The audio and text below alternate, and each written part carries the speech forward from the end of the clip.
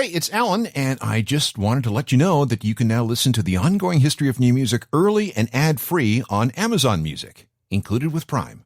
Music is not only a powerful, motivating tool, but it's also a way to get a message out to vast numbers of people. And when things hit the fan, music can be used to let the powers that be know that we see what they're doing, and we are not happy about it. We wish to protest. Protest songs help coalesce thoughts and feelings about things like social, political, and labor injustice. They help rally people to a cause and sometimes inspire action against oppressors or those who seek to abrogate rights, keep people down, and try to gain power by spreading lies and propaganda. Sometimes they call out specific people, organizations, and issues. In other cases, they're couched in metaphors and stories. But make no mistake, this music is us against them, and the them needs to be addressed. This kind of music has never gone away and is still very much with us. Despite that, a lot of people ask, whatever happened to protest songs? Nothing. They're right here, and they've always been right in front of us. Let me explain. This is a brief history of protest music, Part 2. This is the Ongoing History of New Music podcast with Alan Cross.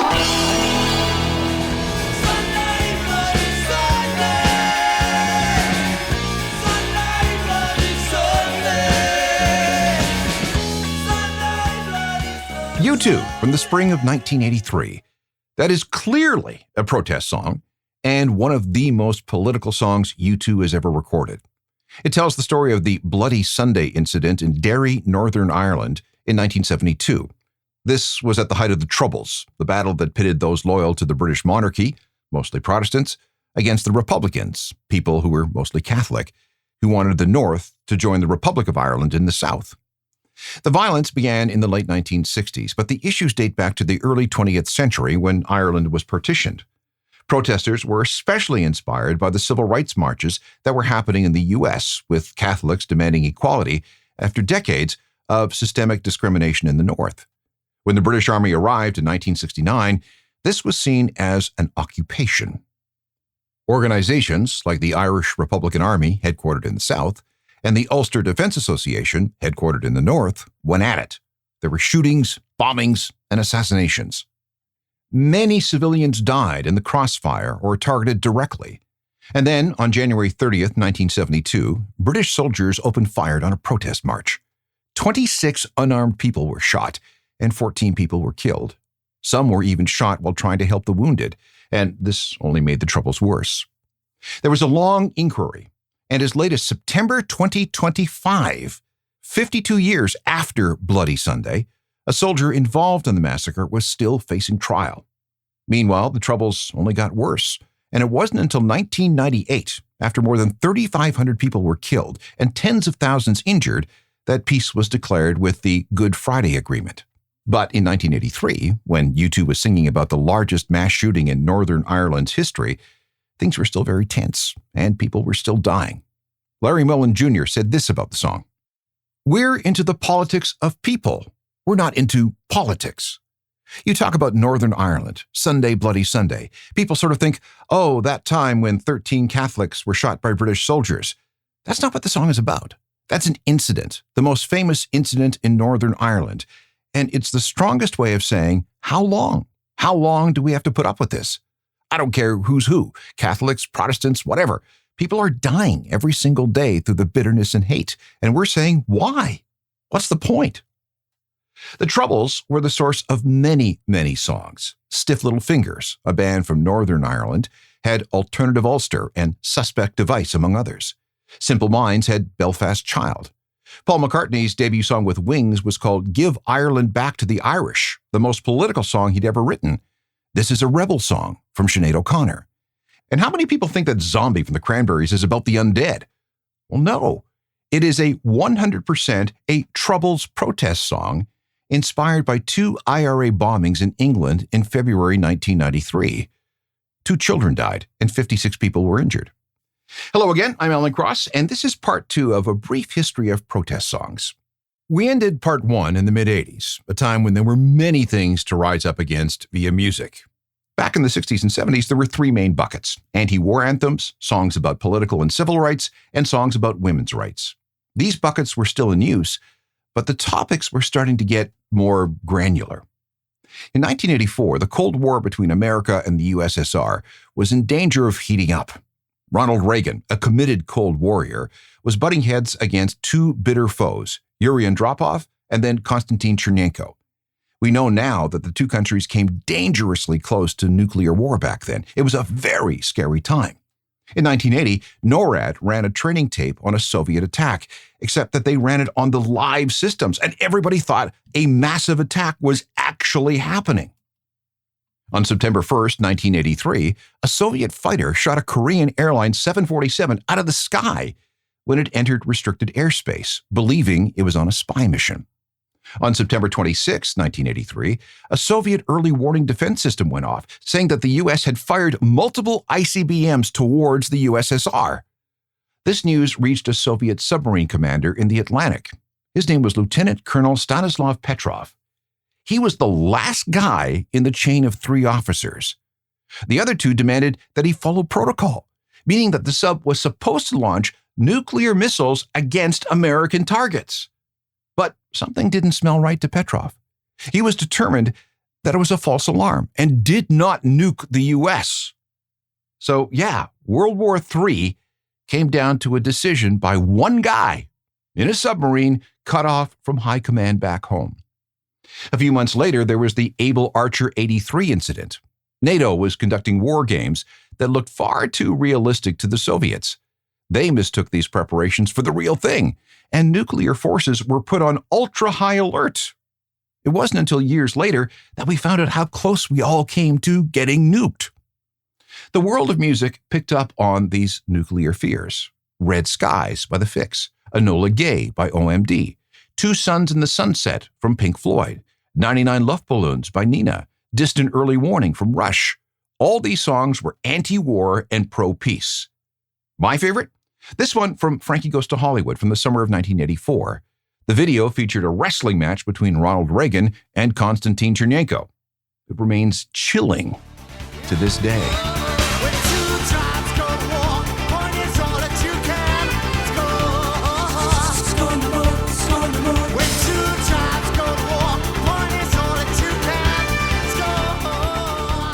Frankie Goes to Hollywood was one of the most popular anti-war protest songs of the 1980s. There were many other concerns, too. Since the 1960s, U.S. presidents have been the targets of protest music. Ronald Reagan was a hard-right Republican, and when you have someone like that in the White House, chances are policies aren't going to be popular with young people. There were plenty of anti-Reagan songs. Bonzo Goes to Bitburg from the Ramones, The Violent Femmes and Old Mother Reagan, Genesis and Land of Confusion. Meanwhile, Margaret Thatcher, a hard conservative at 10 Downing Street, was also unpopular. We Don't Need This Fascist Groove Thing by Heaven 17, The English Beat and Stand Down Margaret. And then in 1988, Morrissey released a song called Margaret on the Guillotine. Towards the end of the 1980s, musicians expressed fierce opposition to something known as the poll tax, a new system of taxation put in place by Thatcher. It was widely seen as unfair, especially on the poor. There were anti-poll tax songs from The Jam, Billy Bragg, The Exploited, and more. Bruce Cockburn had a hit with If I Had a Rocket Launcher, an incendiary track inspired by a visit to refugee camps in Guatemala in 1983, a time when much of Central America was embroiled in all kinds of civil strife, encouraged by proxy wars involving the U.S. and the USSR. We could also throw in U2's Bullet the Blue Sky into this bucket. It was inspired by a trip Bono took to Nicaragua and El Salvador. Nelson Mandela's imprisonment on Robben Island in South Africa continued to generate musical demands for his release. That included songs like Free Nelson Mandela from The Specials. Then we have the rise of hip-hop. We were just on the cusp of gangster rap, which drew much of its material from life in the inner cities. Police harassment and violence, drugs, gangs, government indifference, and oppression of America's black population. Leading the way was Public Enemy with songs like Fight the Power, Black Steel in the Hour of Chaos, Prophets of Rage, and Don't Believe the Hype. Meanwhile, out on the West Coast, NWA came straight out of Compton with songs like F the Police, tackling things like systemic racism, the drug crisis, and poverty. And we had an awakening when it comes to indigenous rights. One of the best spreaders of that message was Australia's Midnight Oil, especially with their 1987 album Diesel and Dust, a huge record all over the world. After touring the Outback in the middle 1980s, singer Peter Garrett, who, along with his bandmates, had always been very political, saw firsthand how the indigenous peoples of Australia were living and being treated. And one of the results was this song. How can we dance when our earth is turning? How do we sleep while our beds are burning? One of the iconic protest songs of the late 1980s, Beds Are Burning from Midnight Oil. When we come back, we'll look at the 1990s. Did Gen X have things they needed to sing about? You bet they did. There was a seismic shift in music starting in about 1990. Generation X came of age musically and had no interest in the hair metal of the 1980s or the classic rock that came before it. The sons and daughters of the baby boomers were a huge demographic group, and they were pissed off. The 1990s began with a brutal recession. Gen Xers were highly educated yet underemployed. There was a real chance that they'd never have a standard of living equal to their parents, let alone something a bit better. We had the first Gulf War, more Republican presidents, more civil rights injustices like the Rodney King episode and the riots that followed, all tied in with anti-racism causes. The AIDS crisis was approaching its peak. For the first time, people began to push against globalization in significant numbers. And in Canada and other countries, including the US and Australia, there was continuing tension involving the rights of indigenous communities. On the other side, we had pro-democracy demonstrations in Russia following the end of the Soviet Union. We were still processing the massacre in Tiananmen Square in Beijing in the spring of 1989, and the results of the fall of the Berlin Wall in November 1989 were still playing out. Every single one of these cases resulted in music being made. And because the best way to reach large numbers of young people with a specific message, even if it was just, I'm as mad as hell and I'm not going to take it anymore, was via a song on the radio. And we heard a lot of angry protest songs. Some were subtle in their messaging. Others, not so much.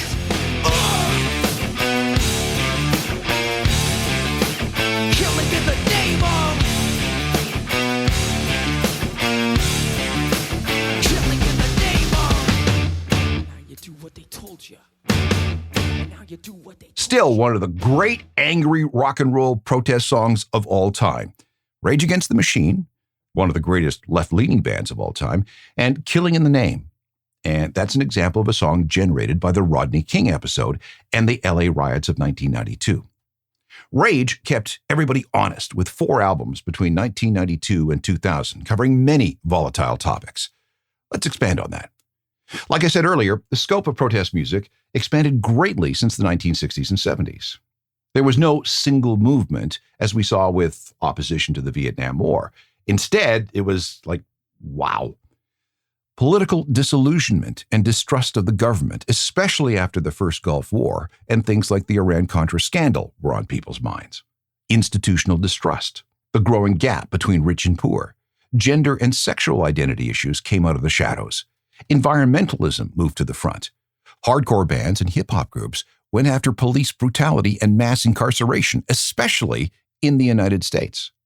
Women's issues were also again front and center in the 90s. The most famous source of music was probably the Riot Grrrl bands. They were part of a very indie, very underground wave of feminist punk bands in the Pacific Northwest, starting around Olympia, Washington. The first Riot Grrrls were tired of the testosterone-filled, dude-heavy rock scene and demanded that they get a voice. So they took one and elbowed their way to the front with songs about sexism, women's rights, politics, the patriarchy, LGBTQ issues, and difficult subjects like sexual assault, racism, and abuse. They also reclaimed the diminutive and sometimes demeaning word girls for themselves. And there was far more than just songs, too. The Riot Grrrl scene was famous for its zines and stories and manifestos and activism and arts that all focused on the female experience. And if you went to a show, there was a girls to the front policy. Riot Grrrl shows were made into safe spaces. Inclusivity amongst the sisterhood was priority number 1. And the Riot Grrrl scene was part of something larger. It's considered a branch of third-wave feminism, which was Gen X's push for individualism and diversity. It also included sex positivity and women's roles regarding the environment, politics, and society. There were many Riot Grrrl bands, all with message songs. Bratmobile, Team Dresch, Bikini Kill, and Heavens to Betsy are a couple of examples. We can also consider bands like Courtney Love and Hole and Babes in Toyland to be Riot Grrrl adjacent. Huggy Bear was perhaps the biggest of the British Riot Grrrl bands. If we have to focus on just one group, my vote might be for Sleater-Kinney, who came together in 1994. Not only did they become a key component for the Riot Grrrl movement, they're also important to the entire American indie rock scene. Sleater-Kinney has about a dozen studio albums to their name. Let's go back to the second, Call the Doctor, from 1996. This is the title track.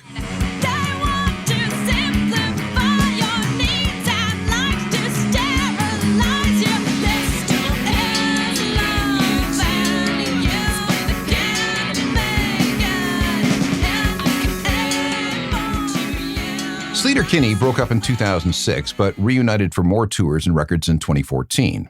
Plus, guitarist Carrie Brownstein has gone on to become an acclaimed actor in shows like The Very Funny Portlandia with Fred Armisen. She's been a voice on The Simpsons, guest starred on a Curb Your Enthusiasm, and in a bunch of movies. She's also a music writer and has a great memoir entitled Hunger Makes Me a Modern Girl. I want to play you another song from the Riot Grrrl scene. This is from Bikini Kill and is called Rebel Girl.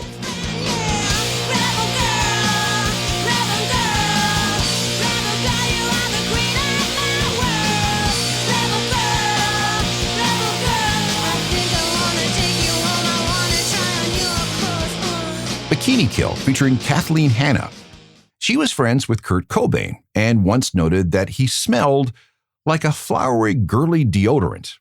He misunderstood, thinking that she was paying him a compliment about his punk attitude. And then he wrote, "Smells like Teen Spirit." He had no idea that Teen Spirit was the name of a girly, fruity deodorant. Oh, and Kathleen is married to Adam Horovitz of the Beastie Boys. She continues her activism today. The 90s were loaded with angry songs protesting against just about everything.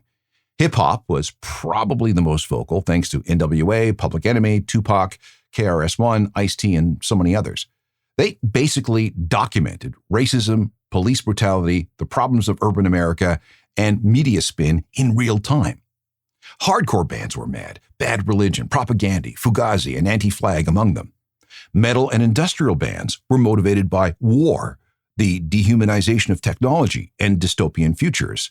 Think Ministry and pretty much all of the Psalm 69 album from 1992. And then there were folk singers and singer-songwriters like Ani DeFranco, who mined feminism, LGBTQ issues, and personal politics for her songs. While this music did have much in common with the protest songs of past decades, it was much more confrontational. Cynicism was a big part of things. Hope? What's that? Forget it. Things became more focused into specific scenes and even geographic locations. And for the first time, personal struggles and personal politics were mixed in with critiques of society at large. The protest music of the 1990s set the stage for where things would go in the 21st century. And that part of the story is next. There has been no shortage of protest music in the 21st century. The familiar themes are there: war, racism, police violence, economic despair, LGBTQ+ rights, women's rights, civil rights, immigration, mental health, distrust of government, mistrust in institutions, and a basic bleak view of the future. And there's reason to be pessimistic. The world really hasn't been the same since 9/11. We had the forever wars in Iraq and Afghanistan. We have Vladimir Putin's evil, America's growing isolationism and belligerence, the financial crisis of 2008, the rise of the billionaire class, consolidation of media, Trump, COVID, Trump again. Every time we wake up, we automatically wonder what fresh hell we'll be confronted with today. And our phones are right there to deliver the latest bad news. Another observation: we're seeing the blurring of the lines between the storytelling and journalism in traditional protest songs as people add more and more personal experiences to the lyrics. You might say that there's a lot more I in the songs and a little less us. And this applies to protest music of all types. If one genre has to lead the way, it probably again is hip-hop, thanks to artists like Kendrick Lamar, Run the Jewels, and Killer Mike, and Little Sims. And let's remember Childish Gambino and this indictment of the country he lives in. I gotta carry him. Yeah, I'ma go into this. Yeah, this is Gorilla. Yeah, I'ma go get the bag. Yeah, or I'ma get the pad. Yeah, I'm so cold like, yeah. I'm so dull like, yeah. We gon' blow like, yeah. Swinging back to rock, there are plenty of acts with something to get off their chest. System of a Down, for one. They are very active when it comes to criticizing war, especially with the plight of their Armenian people and the genocide they experienced. Let's look at this song for 2005 and the Mesmerize album. It was inspired by the invasion of Iraq in March 2003, looking for weapons of mass destruction that did not and never did exist. System of a Down's response to all this was BYOB, which, in case you didn't know, stands for Bring Your Own Bombs. Dancing in the desert, blowing up the sunshine. Blast off! It's party time! And we don't live in a fascist nation! When Donald Trump was elected for the first time in 2016, I made the prediction that, based on historical trends, we would see a rise in angry, heavy rock music with plenty of angst and protest. But that didn't really happen. Instead, rock and alternative got a lot more introspective, and COVID probably had something to do with that. But songs of protest were still being minted. Take, for example, the Linda Lindas, the young all-female group out of Los Angeles, who started making music before anyone in the band was old enough to drive. The band's drummer, Mila de la Garza, heard someone at her school make a racist remark. Apparently, this kid's dad had told him to stay away from Chinese people like her because, well, who knows? It was her first experience facing such a thing, and Mila is part Chinese. She reported back to her bandmates, and together they wrote a song over a Zoom call while they were in COVID lockdown. The song began as Idiotic Boy, but after some work, it became Racist Sexist Boy.